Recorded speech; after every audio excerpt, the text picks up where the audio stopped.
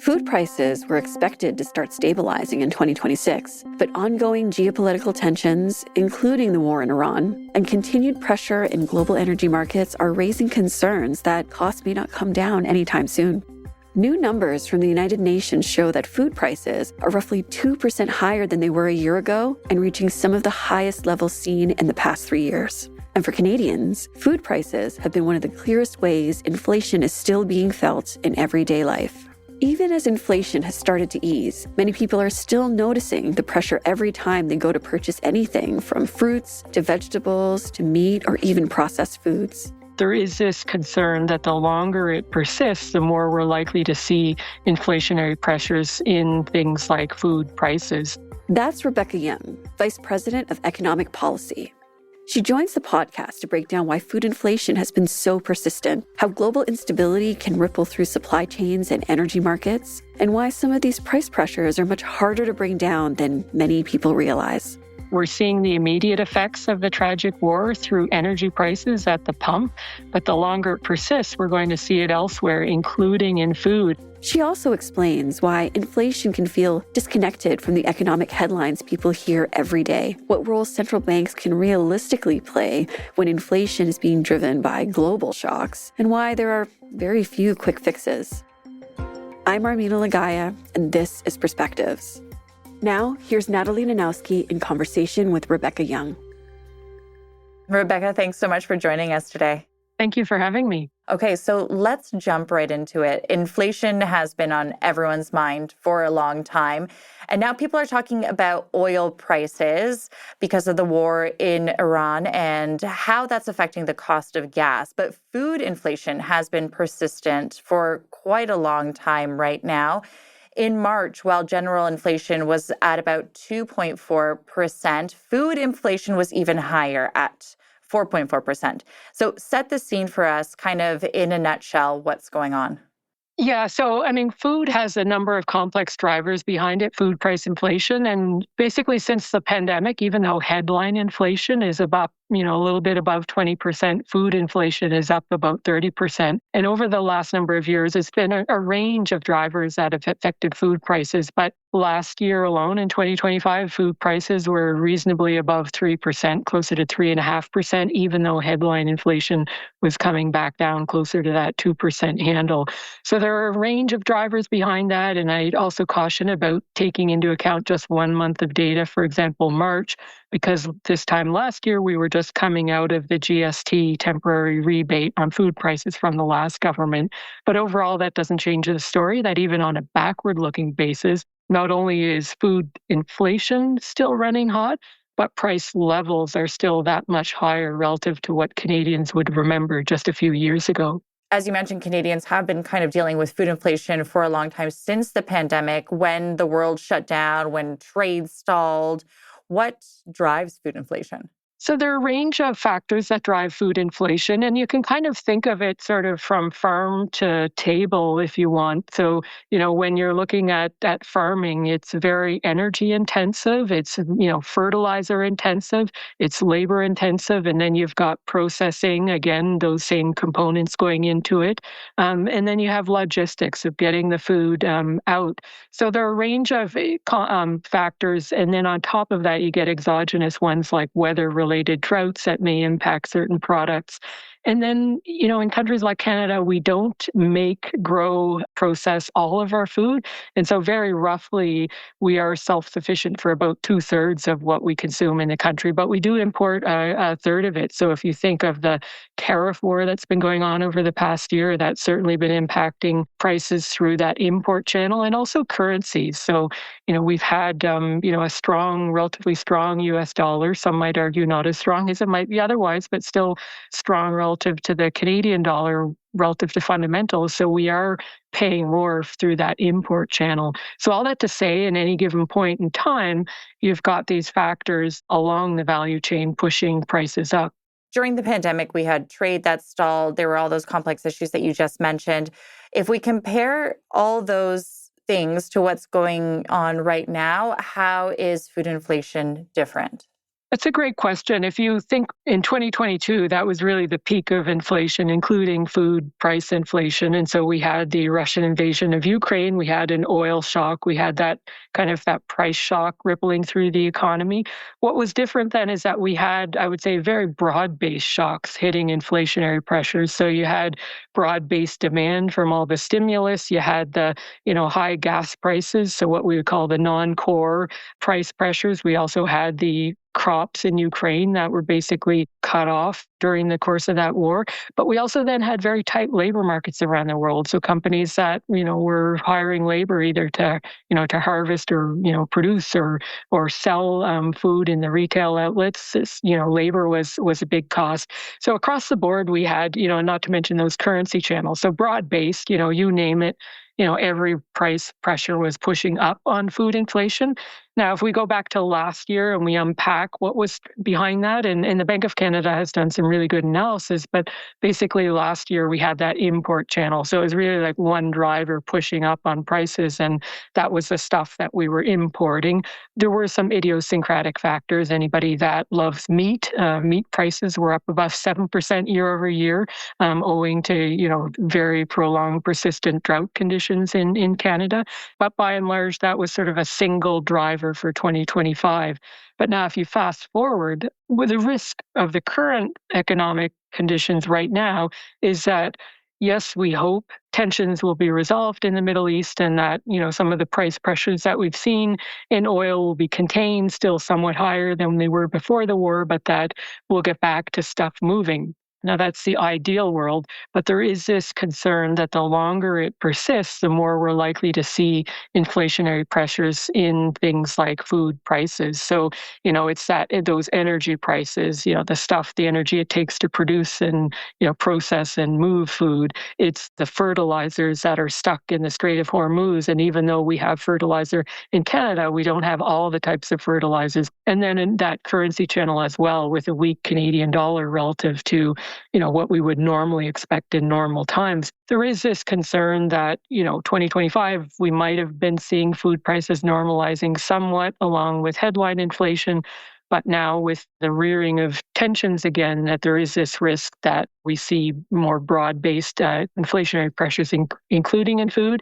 And I should add that there is expected or typically a delay before you would see it showing up in food. Typically, you would expect sort of a 6 to 8 to 12-month lag before you start to see some of the really serious inflationary pressures on things like food. You touched on fertilizer there, and I want to unpack that a little bit more because there's been a lot of talk around fertilizer and the disruption of the fertilizer supply chain. We know that countries like China, for instance, aren't exporting as much fertilizer as they used to. They're keeping it for their own farmers. How is this going to have an impact on the food supply chain down the line?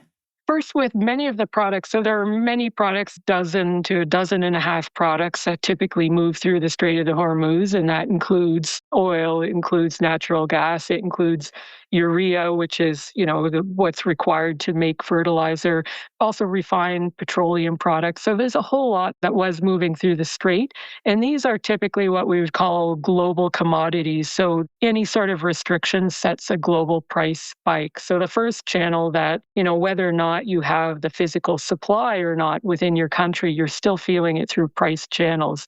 So a good example is that oil. So even if we have enough oil in the country, we still see higher oil prices, higher gasoline prices. And so, it does help if you're a producer of that stuff, and it helps nationwide because that's more money coming into the country to pay a higher price for the same volume of these materials. But if you're an individual household or if you're a business that's having to buy this stuff at global price, and global prices, you are paying more for those inputs. So, that's one channel where we see with fertilizer that even though we have fertilizer or some fertilizer capacity within the country, we are, if you are a farmer and you're trying to procure that, you would be paying market prices.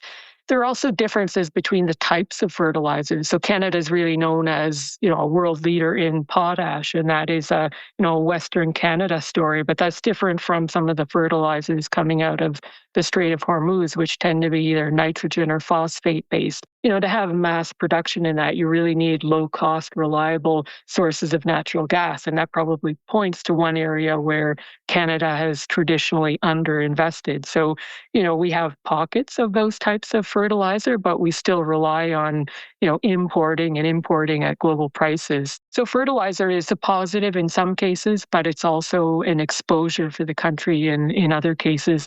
And it's also creating or has the potential to create regional differences. So you have out west more capacity, more supply, versus out east, very little supply and things like fertilizer. So we will hopefully see some distribution if tensions persist much longer.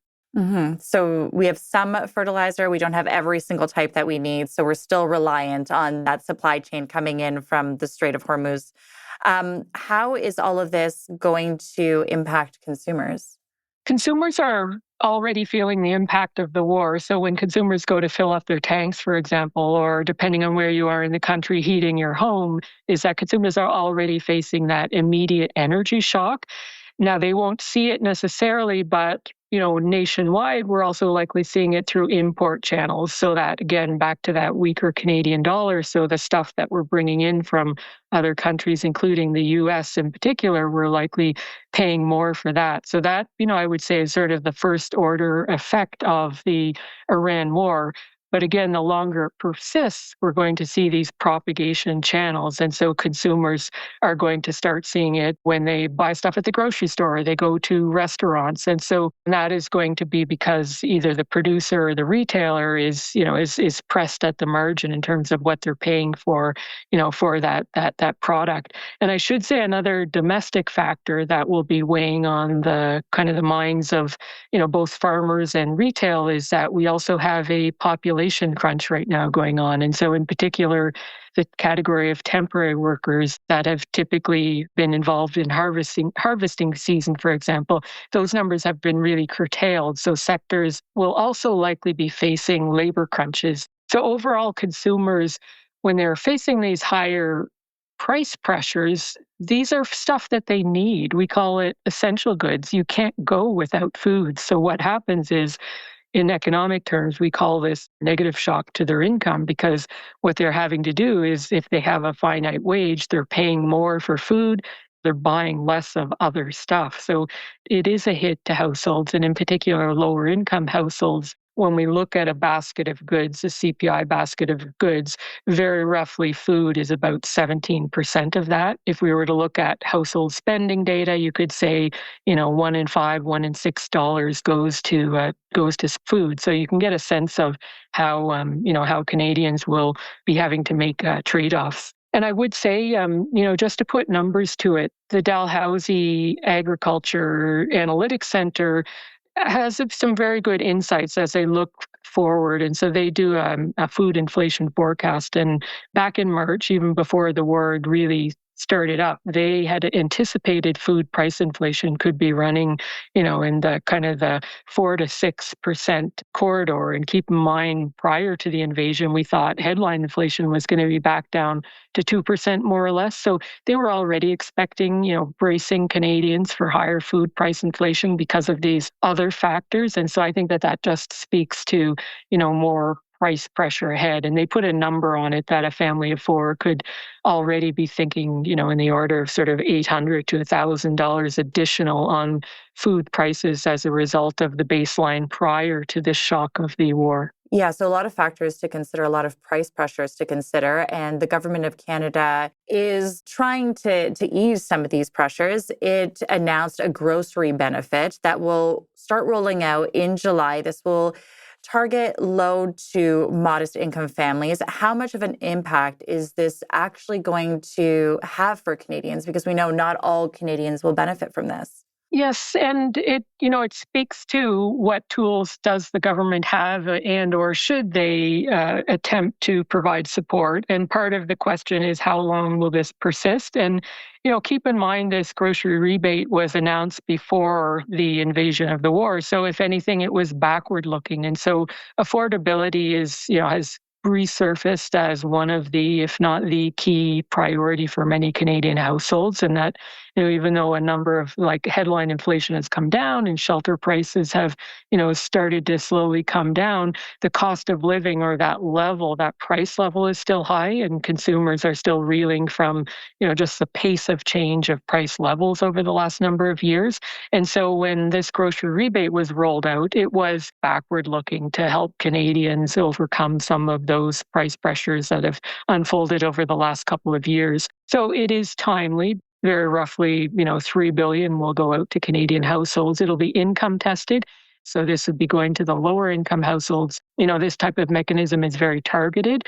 Whereas the government did also announce a temporary suspension of the federal fuel tax. Now that is very broad-based. So anybody who goes to fill up at the gas station is going to get, a little bit of reprieve, a couple cents off the gallon when they fill up.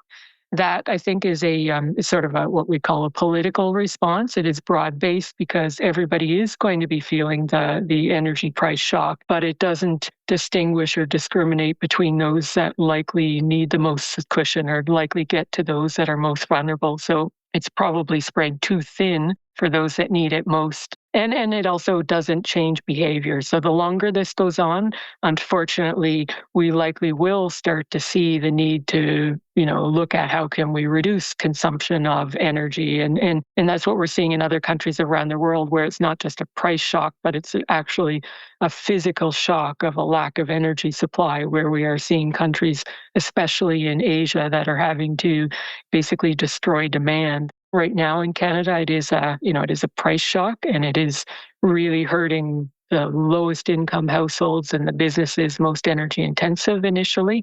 But the longer it goes, the more persistent, obviously, the more pervasive the impacts will be.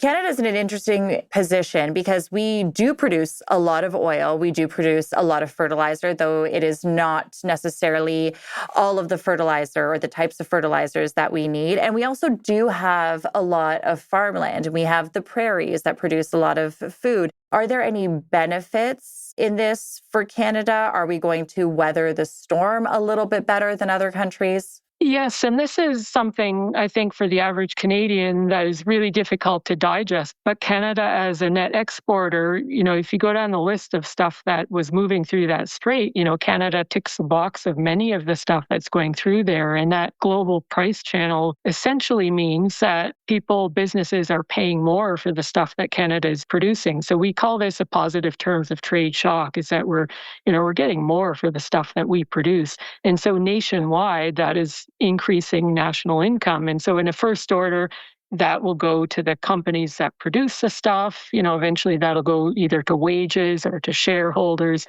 definitely goes to government revenues. So there is this trickle-down effect that in macroeconomic terms, we say a positive terms of trade shock like this provides an offset to some of the other negatives. So it is something that we watch, and as forecasters, we need to weigh as a positive for the economy against some of the, the various headwinds. And it really is a fine balance that the longer the tensions persist and the more negative the impacts are around the world, obviously that's not good for, Canada's export industries if the rest of the world is really suffering. But we are in a unique position as, Canada, US are both net energy exporters, so we have that similar position. Canada is also trying to really instigate this Build Canada, Invest Canada agenda. And so I think there's this, sudden realization of how important energy security is. As bad as the news is, I think this is underscoring or highlighting just the imperative investing in reliable, secure, stable energy sources, including in Canada. So I think those are certainly some of the positives that forecasters will be thinking. But for the average Canadian household, they're not immediately going to see those impacts. Right. And those changes of investing in more secure energy sources, that's going to take a long time to really shake out here. We also know, for instance, that the Bank of Canada has been monitoring and keeping a close eye on inflation.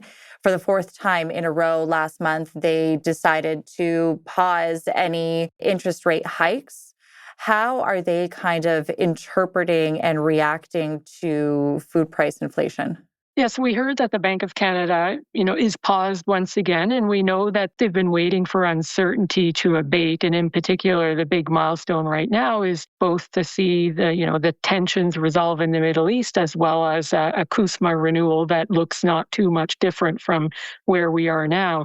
Because I think on balance, they're maintaining this ledger of, what are the inflationary risks and what are, is dampening growth and would otherwise be, sucking out those inflationary pressures.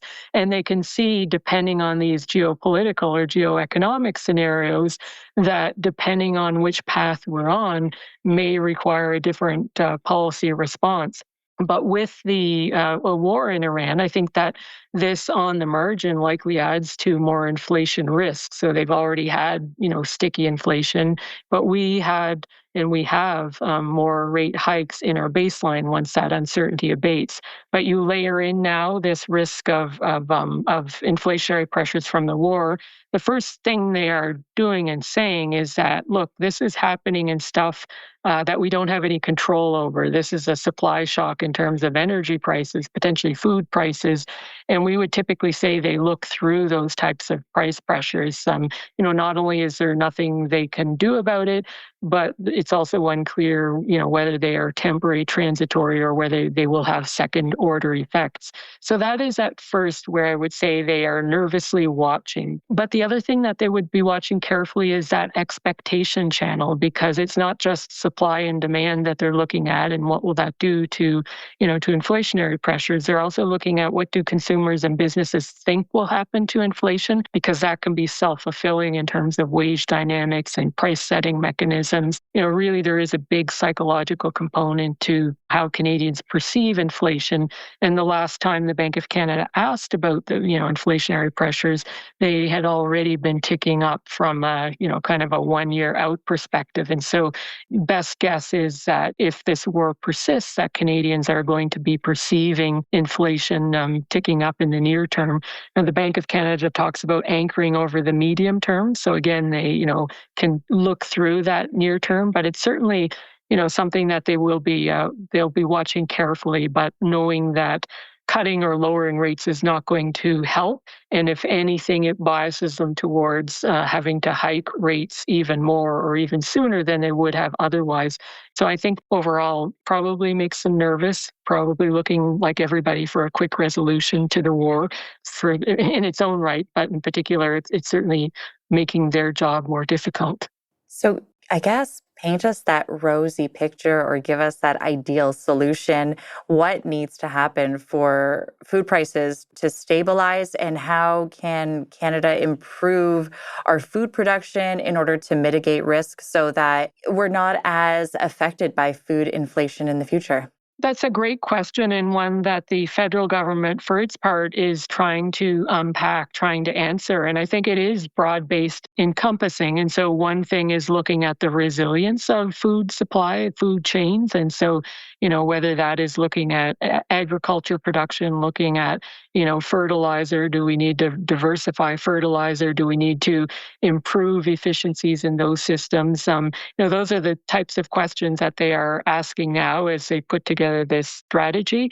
I think also, we've certainly seen a hollowing out of processing food, so that manufacturing of processed foods. And if you look at industry over the last, decade or two, we've seen that, a bit of hollowing out in Canada. That certainly merits consideration, whether there is strategic value in having some food production staying at home to reduce those import channels.